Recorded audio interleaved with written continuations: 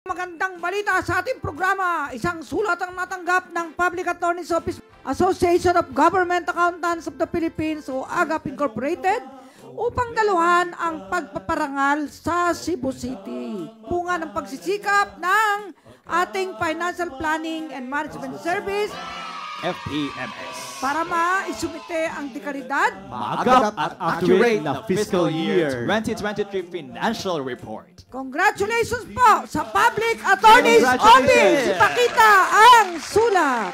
Congratulations po sa ating PAO Chief, Persida Acosta. At sa lahat ng PAO lawyers and staff at congratulations po lahat.